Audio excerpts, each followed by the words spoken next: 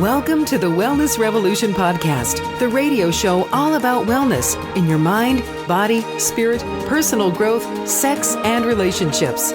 Stay tuned for weekly interviews featuring guests that have achieved physical, mental, and spiritual health in their lives.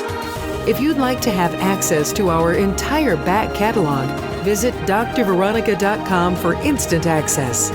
And here is your host, Dr. Veronica. And I'm Dr. Veronica, medical doctor and medical intuitive. You can reach me at drveronica.com. And on Wellness for the Real World, we want to help you live a better you, live a better life, your purpose, and entertain you also. And we're going to talk about doctor's orders today. Now, at this point in my career, I had a traditional medical career, traditional medical doctor. Now I do left field stuff that actually helps people even more now.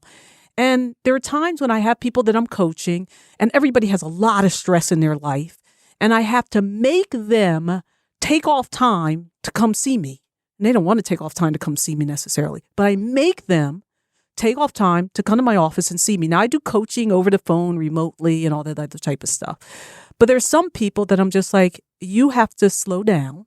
And part of your slowing down is you have to come to my office so that we can talk knee to knee. Okay. Why do I do that? Because I understand that there's a lot that impacts your health that you're not even thinking about. You're saying, I got stress.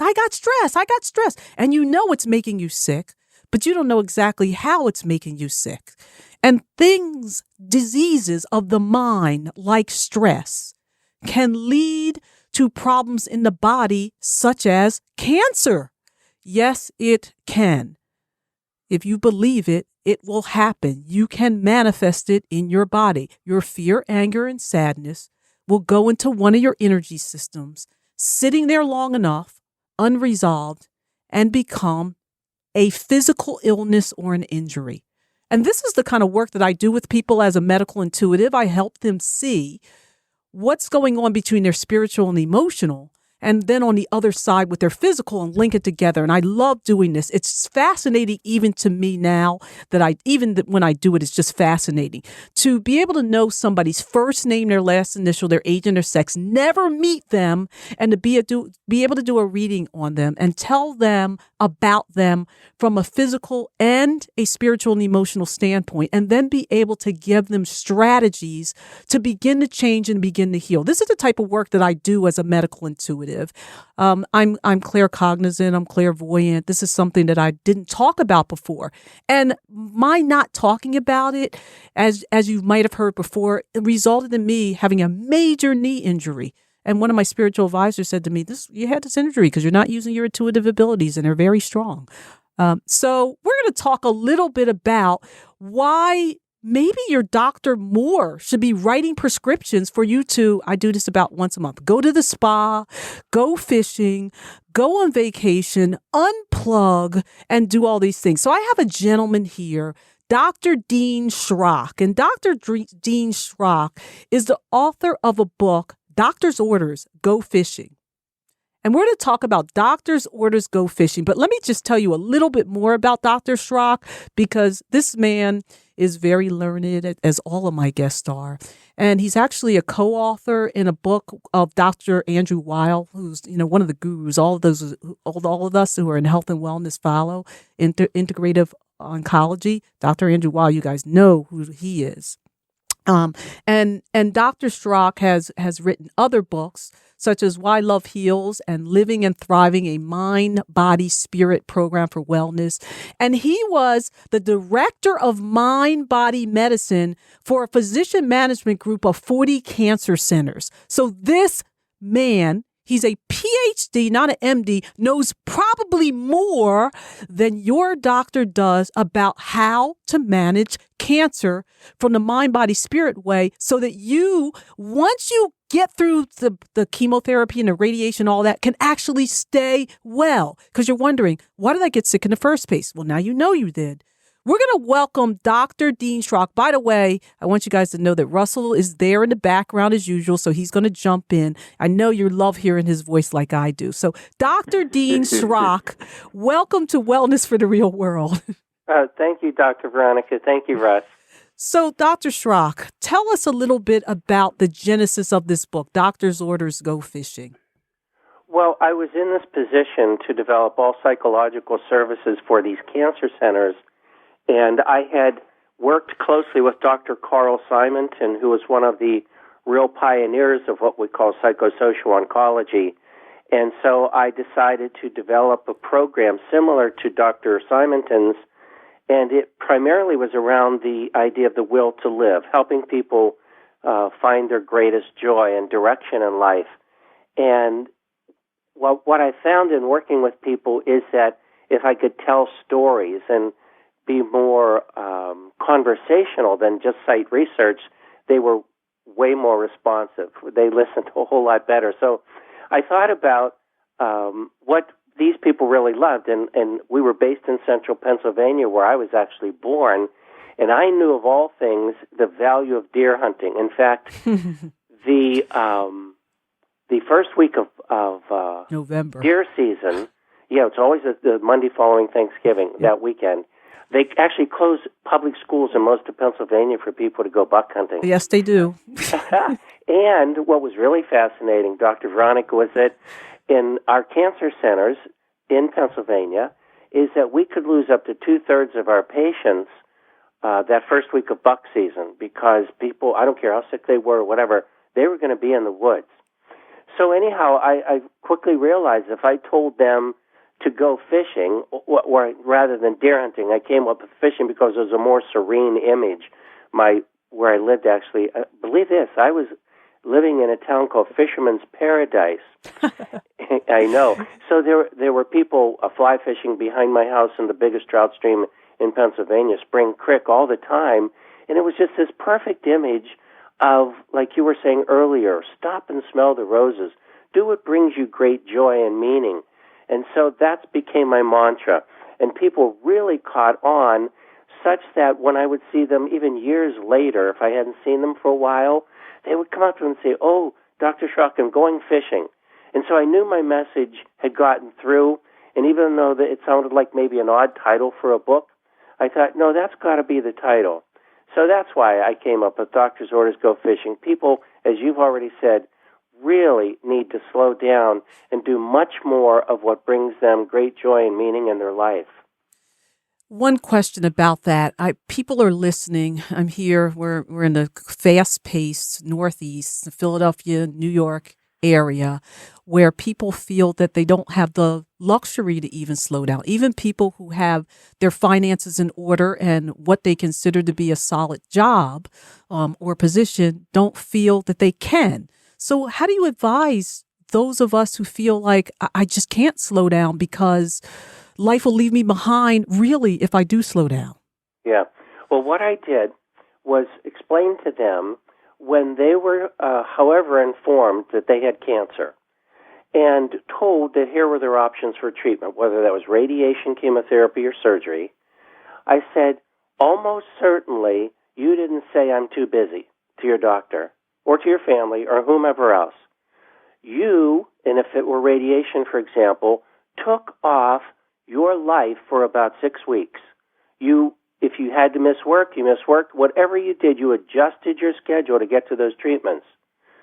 The point is that it's always a matter of priorities. You will do what you honestly believe you need to do. And so that's how I started to get their attention. Was beyond then I had more time to really teach them about when you're busy doing what you like to do, you tend to forget your aches and pains, and then about psychoneuroimmunology and so forth, and that how they feel honestly registers in their bodies, and more specifically in their immune system, and that you can ignore me, you can ignore this, but it will come back and bite you. So you had some surprises that you discovered when you're teaching your wellness programs to cancer patients and their family. What are those surprises? Well, the first big one, Dr. Veronica, was that they thought this was too selfish. Not just that they were too busy to stop and do this, but that it just didn't fit their somehow social conditioning that everybody else and everything else is supposed to come first. So I had to really then think about that and explain to them why this was really essential. This wasn't some kind of luxury or some immoral or inappropriate behavior. And so I developed what I called the idea of having them think about their needs and that they will get them met appropriately or inappropriately, but they will get them met. For example, if someone has a cold or the flu, we tend to say that the reason they got the cold or the flu is because their body's telling them they really needed to slow down or rest. Yes. And they always came up with that. And so I say the implication is that had you slowed down or rested, you might not have gotten the cold or flu. And I gave them lots more examples like that indeed if you ignore your needs, they will come back and express themselves in a way, and usually through your health if you don't do that. And it can absolutely include something as serious as cancer or chronic pain or any other disease process. I happen to value intuition as well, and a process in helping people go inside and connect with their own inner wisdom and the deeper reasons for why people get sick. And I would say the most common thing that's come up is the idea of joy, is that people have lost joy in their lives. And so they can say this is too selfish or they're too busy, but I know too much about this. If they ignore it, that it will manifest in their bodies in some way. Yes, and so I just got to tag on to that. You have those health-harming emotions. There's every emotion that you have boils down to 5 emotions. There are 3 that are health-harming and 2 that are health-promoting. The health-harming emotions are fear, anger, and sadness. And the health-promoting emotions are love and joy.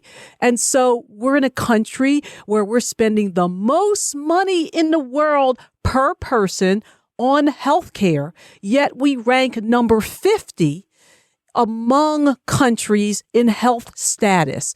I believe it's because we're really angry in this country, and that love and joy, we don't have a lot of love and joy. How many examples do we see of love and joy? And so I believe what you're saying, Dr. Shrock, is we need more love and joy. And once we have more love and joy, we're going to be healthier. But I want to ask, when we put it this way, people say, well, you're blaming the victim. How can you say that we made ourselves sick? What do you say to that, Dr. Shrock? Well, it's like when we were younger and we thought it was actually cool to smoke cigarettes, and we had no idea about trans fats and other foods and how unhealthy they can be. And so now that we know better, do we feel guilty for having, not, done something we didn't understand or know anything about? We can deny the fact of how these things affect us, nutrition, exercise, poor stress management, but that doesn't change the fact of it. So rather than focus on what you've been doing and then feel guilty about it, is to now focus on what can I do to change this. And it's always about improving our odds. I joke, forgive me, with physicians, when, people would go to doctors and, do you remember when they signed their name in blood? I guarantee you'll get well if you get this treatment. And hopefully it makes them laugh and they appreciate. No, it's always about improving your odds. And so that's why the way I teach, I like to say that I won't guarantee people, if they do what I teach, that they're going to get better, but I will guarantee that they'll increase their odds. I know too much about the placebo effect, for example, that what people really believe and expect, in fact, is going to come true 1/3 of the time, so that you can get whatever medical treatment you want. But the greatest reason why, my opinion and my experience, is that you respond to that treatment is because your belief in that treatment or the person administrating and so forth. So it's a fact of life. And I just do my best to help people understand that there are things you can do that will help you, and there are things you can do that are going to work against you.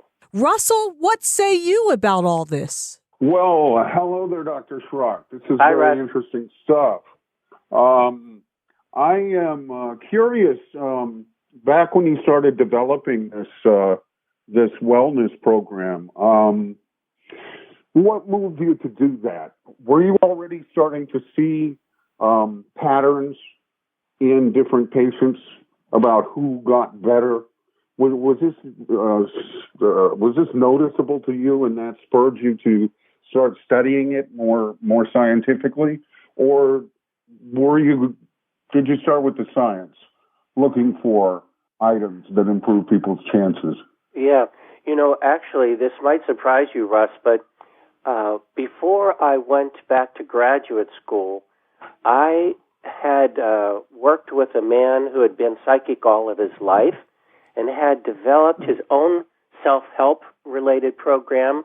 And the primary thrust of his program was teaching people how to manifest love, how to have more love in their life, to live love. And it was through that process of teaching and working with him and studying and developing my own intuition that I knew that I needed to go back and study this. And honestly, initially, I still doubted the power of the mind. They used to call it Walt Disney. All you have to do is wish upon a star and your dream comes true. It was honestly offensive to me initially. But the more I studied and the more I worked with this, and then especially after about 10 years of teaching this self-help program and then interning with Carl Simonton, that I knew that there was something to this. There was no reservations about that. And because, fortunately, and surprisingly to some extent with all of these physicians, but the head of all of this gave me really free rein to develop this program.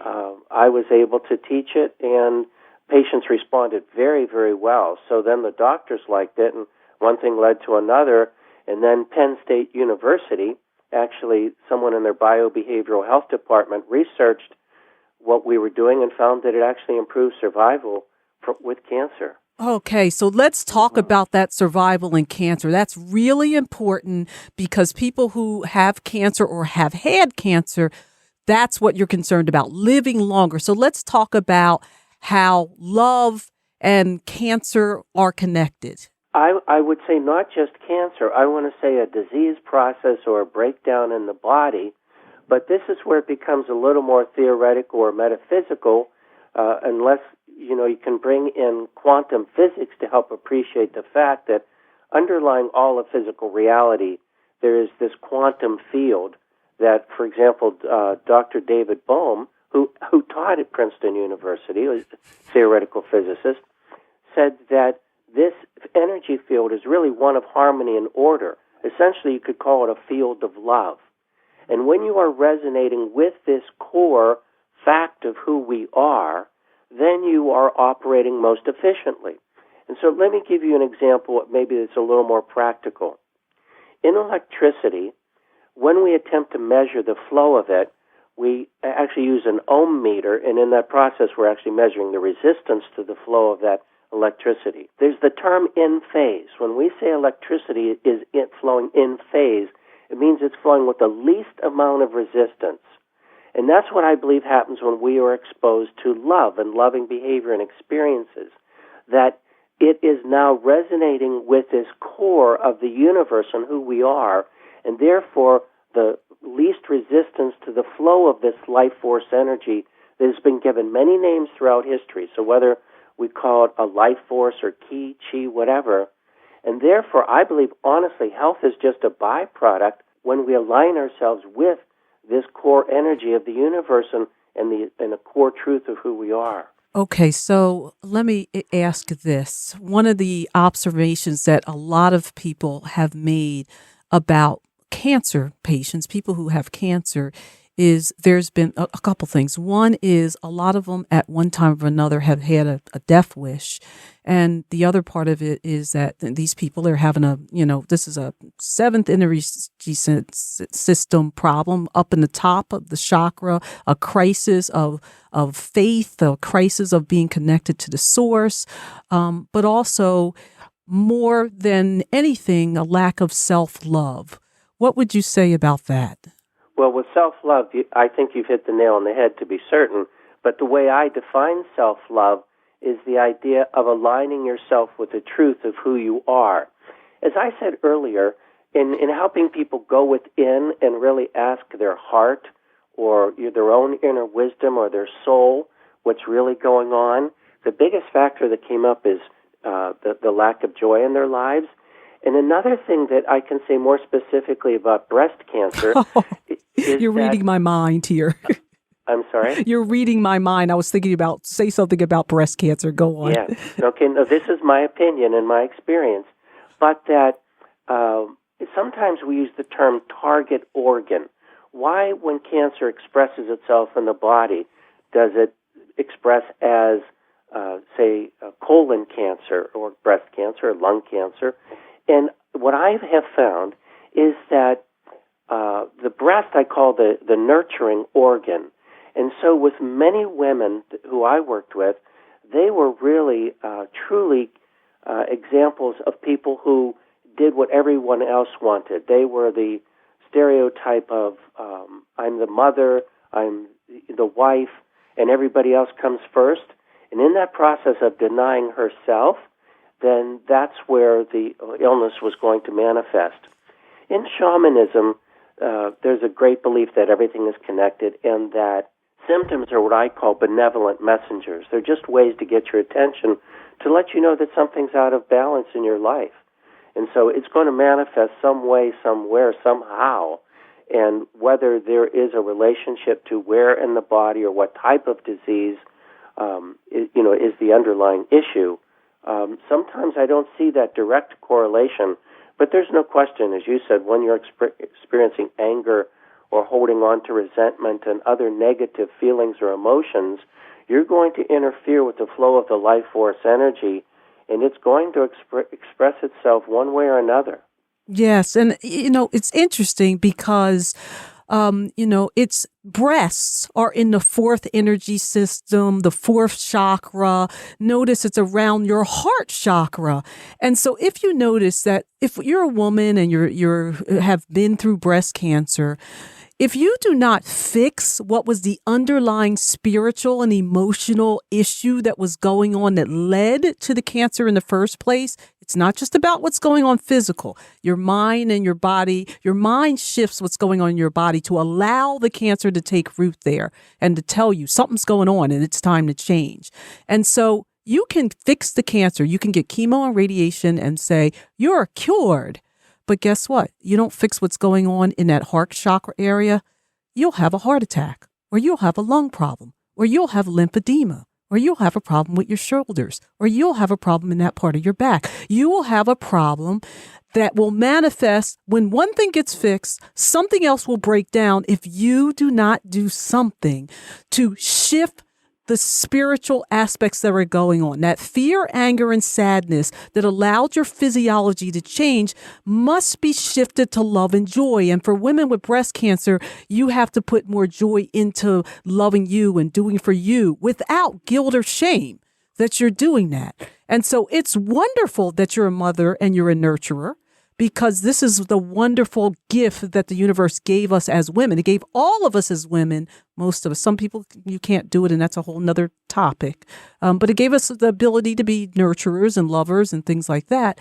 But if you overdo it for other people and don't do it enough for yourself, and then you feel guilty about yourself, and a lot of times you're not, even thinking this way or ashamed to think this way, you don't fix it, it's going to manifest someplace else in that same energy system. So the power of the heart, you have some involvement in this book, The Power of the Heart. Tell us a little bit about that. We're getting towards wrapping up time. So I just want to get a little bit in about the power of the heart. Tell us about that. Okay. Well, a fella named Baptiste de Pop was at a point in his life where he was asking a question, okay, what do I really want to do with my life? And then found himself asking the question, well, maybe I should be asking, what does life want from me? And the idea of listening to his heart, like when we meditate, and what is the information that comes through from our heart telling us what would really bring us the greatest joy and happiness and health in our lives. And so he went around the world about 5 or 6 years ago interviewing what he called the greatest spiritual teachers and people who otherwise were inspirational in their messages. And I was fortunate to be included among the 18, Maya Angelou and Eckhart Tolle and Deepak Chopra and Marianne Williamson. And so he recorded and put on a video, a DVD, these messages and a couple of other wonderful stories. But in the book, titled The Power of the Heart, he had statements from all of these people talking about the importance of really listening to our soul or our heart and letting it guide us. And I'm certain in my work and experience that that is the thing we need to do. As you and I are so trained in science and value science, and I still do. But I also know that there is a deeper wisdom that comes from within, and very pleased then to be part of this really best-selling international book and help Baptiste and spread this message of the power of your heart and the importance of listening to your heart. And in a 30-second answer, can you reconcile intuition with science? Well, firstly, there actually is a great deal of science. It's just that on the surface, it's the intuition is the antithesis of science, because science says everything has to be objectively measurable, where intuition is more feeling-based and something you learn to trust. And I've been doing this for almost 40 years now, so over time, I've really learned to trust when I get a message a certain way or it feels a certain way and how it comes in. So I just know from a great deal of personal experience, and I don't ask people necessarily to believe a thing I say. I just express my experiences and my opinions and why, and then it's up to other people if they want to follow this ages-old message of listening to your heart. Go within. Follow your bliss. These messages have been there a long time, and I encourage people to hopefully give them a chance in their lives. Wonderful. So this is Dr. Dean Shrock we've been talking to. His website, deanshrock.com. I'm Dr. Veronica on Wellness for the Real World with my co-host, Russell. And if you want to get me, drveronica.com is my website, drveronica.com. No, don't write out the whole doctor. Do how you know it. Go for the shortcut, drveronica.com. I love bringing you these interesting guests like Dr. Dean Shrock. I thank you, Dr. Shrock. This is Wellness for the Real World. Tune in next time. Thank you for listening to the Wellness Revolution podcast. If you want to hear more on how to bring wellness into your life, visit drveronica.com. See you all next week. Take care.